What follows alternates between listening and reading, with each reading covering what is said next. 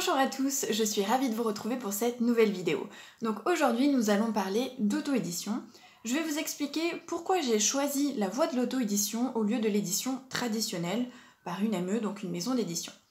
Donc pour ceux qui ont vu ma précédente vidéo, je vous disais que je m'étais lancée dans l'auto-édition avec mon premier roman, qui est donc Maintenant et à jamais, qui est ici. Je vous mettrai le lien en barre d'infos. Donc c'est le premier roman que j'ai publié seul. Et il fait suite du coup à l'attentat de Nice, puisque c'est l'attentat qui m'a décidé à me lancer dans la publication. Je voulais aller au bout de l'aventure. Et pour aller au bout de l'aventure, je me suis donc renseignée sur internet, j'ai créé mes réseaux sociaux, j'ai créé mon site internet et j'ai commencé à parler avec d'autres auteurs.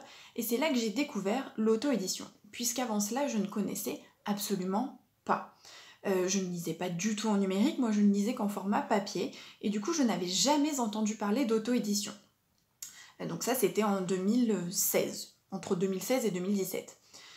Et au détour des conversations et de mes recherches, puisqu'en tapant auto-édition finalement sur internet j'ai pu trouver des informations, je suis tombée sur le livre de Nathalie Bagadé, qui est ici. Vous le voyez, il m'a beaucoup servi. Donc ce livre, je vous l'ai dit la dernière fois, c'est devenu ma bible, c'est-à-dire que j'ai tout lu, évidemment, j'ai surligné, j'ai mis des post-it et j'ai suivi les conseils à la lettre. Alors je n'ai pas tout fait de ce qu'elle faisait, puisque parfois elle offrait plusieurs possibilités, mais c'est vraiment devenu, je dis toujours que Nathalie Bagadé c'est mon mentor, même si elle ne me connaît pas, c'est vraiment devenu ma bible, puisque il m'a aidé à me lancer dans l'auto-édition sans stress. Mais vraiment, je vous assure que j'ai pu me lancer avec une facilité vraiment déconcertante, et heureusement que j'avais ce livre. Je pense que sans ce livre, j'aurais été perdue, j'aurais ramé, concrètement. Je n'aurais pas su comment m'y prendre, j'aurais oublié plein de choses. Avec ce livre, j'ai pu publier un roman quasiment professionnel. Il n'était pas professionnel puisque depuis, je l'ai un petit peu retravaillé, mais quasiment. Ce que j'ai changé notamment, c'est le format, puisque le premier livre que j'ai sorti n'avait pas ce format-là. Moi, je voulais un format quasiment poche. Ce que je n'ai pas pu faire sur CreateSpace, je n'ai pas trouvé comment faire, je sais plus s'il le proposait ou pas, je crois pas. Donc du coup, pourquoi j'ai choisi l'auto-édition? Pour plusieurs raisons. D'une part, on sait très bien que quand on veut être publié en édition traditionnelle, c'est long. C'est très très long, et les 3/4 du temps, on va dire à 98 voire 99% du temps, nous n'avons pas de réponse ni de retour. Donc honnêtement, après l'attentat, quand j'ai voulu me lancer, quand j'ai voulu publier, moi je voulais vraiment aller au bout de l'aventure. Il était hors de question pour moi de m'arrêter. Et il était donc aussi hors de question pour moi d'écrire le livre, de l'envoyer à des maisons d'édition et d'attendre 6 mois, 7 mois, 8 mois dans le vent pour rien faire, pour ne pas publier. Pour moi c'était non, sinon j'allais arrêter, j'allais abandonner. Et je ne voulais pas faire ça, je voulais vraiment aller au bout. Et donc l'auto-édition m'a paru être la solution la plus adéquate, puisque c'était possible.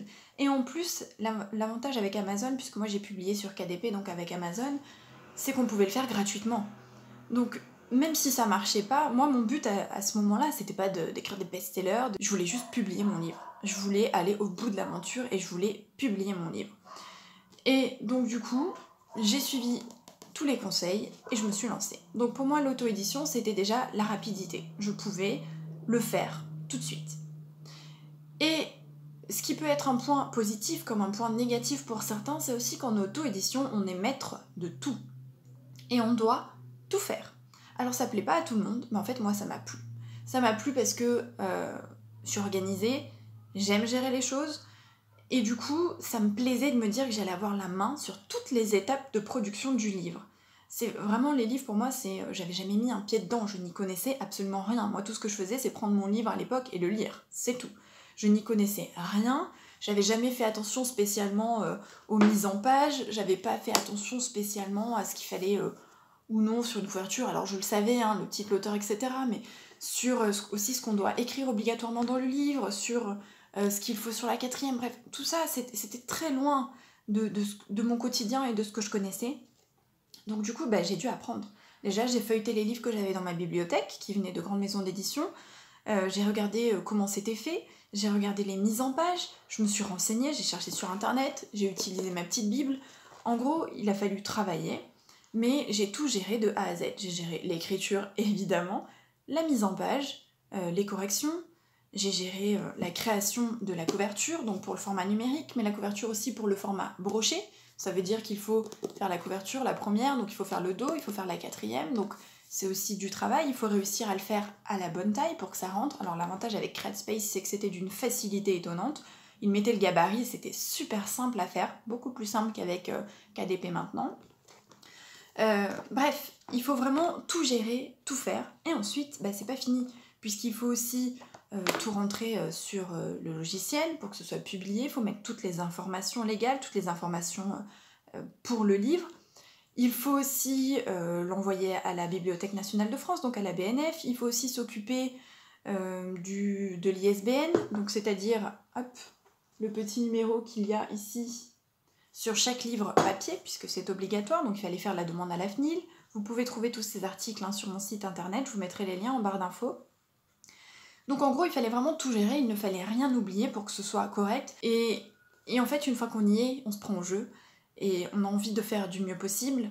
On fait de son mieux, on se renseigne, ça prend beaucoup de temps au début. Le premier livre, ça prend un temps infini, puisqu'il y a beaucoup de choses à voir. Quand on a le coup de main, là j'ai publié 5 livres à ce jour, forcément ça va beaucoup plus vite. Maintenant j'ai ma liste, je la reprends à chaque fois, ma checklist, je sais ce qu'il faut faire, je sais gérer les choses, maintenant ça va beaucoup plus vite. Pour revenir au sujet principal, moi j'ai choisi l'auto-édition pour la rapidité, puisque je voulais publier, je voulais aller au bout de l'aventure et je voulais être sûre que mon livre soit publié, je voulais pas attendre, et puisque j'ai aussi pris goût au fait de tout faire. Alors bien évidemment, vous pouvez faire appel à un graphiste ou un illustrateur pour la couverture, vous pouvez faire appel à un correcteur qui va s'occuper du coup de la correction de votre livre, vous pouvez faire appel aussi à des sociétés type Librinova, etc., qui peuvent vous aider pour toutes ces étapes. Vous n'êtes pas obligé d'être tout seul. Souvent on se dit qu'en auto-édition on est seul, mais c'est faux. On est seul si on le veut bien, ou si, je vous l'accorde, on n'a pas les moyens de faire appel à des professionnels. C'est souvent le cas pour le premier livre. On n'a pas toujours les moyens de faire appel à des professionnels. Moi je savais que je pouvais gérer les corrections étant professeur des écoles, et j'avais envie de gérer le reste, et en fait moi j'aime apprendre, donc du coup ça m'a pas dérangé d'apprendre tout ça et de gérer tout ça, ça m'a plu même, et c'est pour ça que je continue. 5 livres après, je continue de tout faire moi-même. Je dis pas que je le ferai tout le temps, peut-être que plus tard je ferai appel à des professionnels. Maintenant moi j'aime gérer, j'aime le faire, ça me plaît, ça m'amuse de faire toutes ces étapes. Alors des fois je m'arrache les cheveux pour la couverture, des fois c'est on trouve pas l'image, c'est atroce. Des fois on en a marre de faire les corrections puisqu'on n'a qu'une envie, c'est que le livre ça y est soit publié. Une fois qu'on a fini de l'écrire, on n'a pas envie d'y revenir pour corriger. Mais malgré tout, au bout du compte, ça me plaît et c'est pour ça que je continue de le faire toute seule. Mais sachez que vous n'êtes pas obligé de tout faire tout seul et que vous pouvez faire appel à des professionnels. Et l'avantage maintenant, c'est qu'avec les réseaux sociaux, vous pouvez vraiment trouver des professionnels qui travaillent avec les auteurs indépendants et qui proposent du coup des tarifs attractifs, des tarifs abordables, on va dire, pour des personnes pour qui ce n'est pas le métier principal ou qui ne peuvent pas se permettre de mettre 1000 €, 2000 €, 3000 €, voilà, dans ce genre de choses. Par contre, faites très attention, renseignez-vous bien sur le travail de ces personnes, que ce soit les correcteurs, les illustrateurs, etc. Puisque, honnêtement, il y a tout, sans vouloir critiquer, mais c'est vrai, c'est comme pour tout.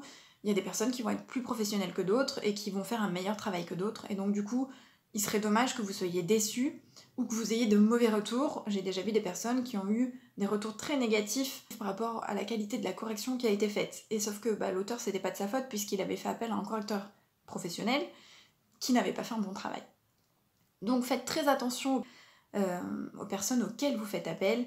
Surtout, ne vous précipitez pas, faites bien des recherches, renseignez-vous, demandez aux autres auteurs indépendants sur les réseaux sociaux qui sont autour de vous, puisque maintenant, avec la communauté, notamment sur Twitter, vous pouvez vraiment avoir des informations et vous pouvez avoir des noms facilement. Donc renseignez-vous vraiment.